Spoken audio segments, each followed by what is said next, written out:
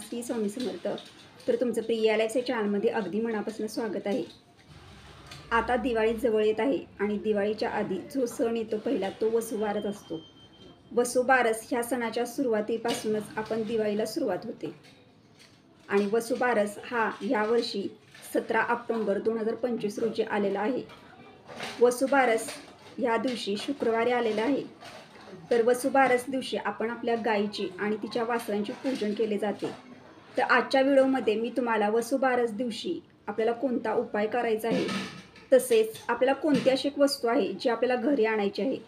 त्याचप्रमाणे वसुबारस म्हटल्यानंतर गायीची पूजा आणि तिच्या वासरांची पूजा केली जाते. तर ह्या दिवशी आपल्याला गायीला आणि तिच्या वासरांना कोणता असा पदार्थ खाऊ घालायचे आहेत याविषयी सुद्धा ह्या व्हिडिओमध्ये माहिती देणार आहे.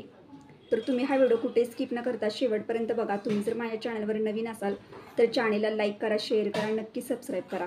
चला आता व्हिडिओला सुरुवात करूया. आपल्या हिंदू धर्मामध्ये गायीला विशेष महत्त्व आहे. गायीच्या पोटामध्ये 33 कोटी देव आहेत. त्यामुळे आपण जेव्हा गायीचे पूजन केले जाते त्यावेळेला आपण 33 कोटी देवांचे पूजन केल्यासारखे पुण्य आपल्याला मिळते. वसुबारस दिवशी ज्या पण घरात गायीची आणि तिच्या वासरांची पूजन होते त्या घरातील प्रत्येक व्यक्तीला प्रत्येक कामामध्ये यश येते. आणि तुम्ही जर तुमच्या घरामध्ये वसुबारस दिवशी हे जे मी उपाय सांगणार आहे तो जर उपाय केला तर तुमच्या घरामध्ये सुख, समृद्धी, आनंद येईल, शांतता येईल. तर आपल्या शहरी भागामध्ये किंवा इतर ठिकाणी आपल्याला गायी जास्त प्रमाणात बघायला मिळत नाहीत.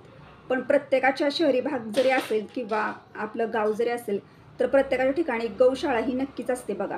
त्या ठिकाणी जाऊन तुम्हाला पूजन करायचं किंवा तुमच्या जवळपास जर एखादं घर असेल आणि कसं पूर्वीपासून बघा घराच्या शेजारी सुद्धा जिथं गायींची बांधणी केली जाते म्हणजे गायी राहतात किंवा गायींचा गोठा त्याला म्हणतात, त्या गोठ्यामध्ये जाऊन जरी तुम्ही गायींची पूजन केले तरी सुद्धा चालू शकते. किंवा तुम्ही तुमच्या घरी मूर्तींची जरी आणून पूजन केले ना तरी सुद्धा चालू शकते. पण तुम्हाला एक सांगते, ज्या गौशाळा जर असेल तर तिथे जाण्याचा प्रयत्न करा. जवळपास जर तुमच्या इथून जर थोडंसं लांब जरी असेल ना तरी सुद्धा तुम्ही तिथे जाण्याचा आणि पूजन करण्याचा प्रयत्न जास्तीत जास्त प्रमाणात त्या दिवशी नक्कीच करा. कारण त्या दिवशी जेव्हा आपण अशा ठिकाणी जाऊन गायीची पूजा करतो, वासराची पूजा करतो, त्याचं फळ हे खूप वेगळं असतं. त्यासाठी तुम्ही हा प्रयत्न नक्कीच करा. तर त्या ठिकाणी आपल्याला गेल्यानंतर तुम्हाला प्रथम सांगते, त्या गायीच्या पायावरती आपल्याला पाणी वगैरे टाकायचं आहे. त्यानंतर गायीला हळदी कुंकू व्हायचं, अक्षदा व्हायच्या, गायीला नमस्कार करायचा. आणि त्या दिवशी तुम्हाला हे सर्व संध्याकाळच्या वेळेला 5-5:30च्या दरम्यान तुम्हाला ही पूजा करायची आहे. गौशाळेमध्ये जाऊन किंवा जिथं तुमच्या इथं गोठा जर असेल तर गोठ्यामधील गायींची किंवा गोरक्षण असेल आणि तिथं जरी गायी असतील तिथं जाऊन केली तरी सुद्धा चालू शकते. तर आपल्याला हे सर्व केल्यानंतर आपण बघा इतर वेळेला गायीला काय खाऊ घालतो, गहू किंवा मूग असे पदार्थ जे असतात ते आपण गायीला खाऊ घालत असतो.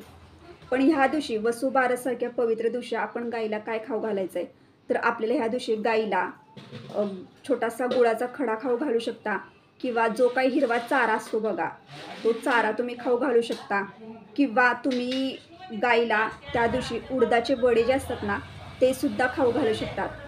वसुबारस दिवशी तुम्हाला शक्य होईल तेवढे ह्या मी जे पदार्थ सांगितले त्या पदार्थात एक तरी पदार्थ तुम्ही नक्कीच गायीला खाऊ घाला. मध्ये गौशाळा ही नक्कीच असते. तुमच्या इथून थोडंसं अंतरावरती गौशाळा असेल पण तिथे जाऊन पूजन करण्याचा तुम्ही नक्कीच प्रयत्न करा.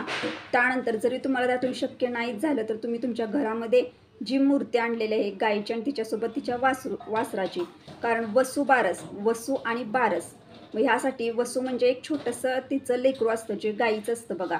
यासाठी आपल्याला त्या दिवशी गायी आणि तिच्यासोबत तिच्या छोट्या बाळाची म्हणजेच वासरूची सुद्धा पूजा करायची आहे. तर तुम्ही घरामध्ये काय करा, एक पाट घ्या, त्या पाटावरती हे जे तुम्ही आणल्या मूर्ती ती ठेवून घ्या. तिच्यानंतर त्यांना हळदी कुंकू, अक्षदा, फुले वाहा. त्यानंतर त्यांना नमस्कार करा आणि मी जे पदार्थ तुम्हाला सांगितले गूळ किंवा हिरवा चारा किंवा कोणती जरी उडदाचे वडे ह्या तिन्हीपैकी एक पदार्थ तुम्ही गायीला नैवेद्य म्हणून घरामध्ये दाखवू शकता. असे सुद्धा तुम्ही घरामध्ये पूजन करू शकता. पण गोशाळेमध्ये जाऊन जर तुम्ही पूजा केली तर तुम्हाला हा उपाय करता येईल.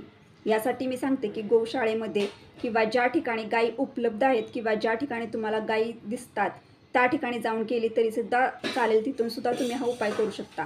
तर आपल्याला त्या दिवशी करायचं काय बघा, हा उपाय वर्षातून एकदाच करायचा असतो आणि हा उपाय खूप प्रभावशाली उपाय आहे. पूजन वगैरे झाल्यानंतर आपण ती जी गाय आहे त्या गायीच्या पायाखालची आपल्याला थोडीशी माती घरी आणायची आहे. ही माती खूप आणि खूप प्रभावशाली आहे आणि ह्याच्यामध्ये खूप शक्ती आहे. तर ही माती तुम्ही घरी तुमच्या आणून घरी यायची आहे. माती घेऊन घरी त्या दिवशी आल्यानंतर आपल्याला त्या मातीची सुद्धा नमस्कार करायचा आहे. मातीची सुद्धा पाया पडायचं. त्यांना सुद्धा हळदी-कुंकू व्हायचं आहे आणि ती आपल्या घरामध्ये ठेवायची. तुम्ही देवघराच्या साईडला ठेवू शकता किंवा एखादी जागा की जी जागा तुम्हाला पवित्र वाटते, कारण ही माती खूप पवित्र असते.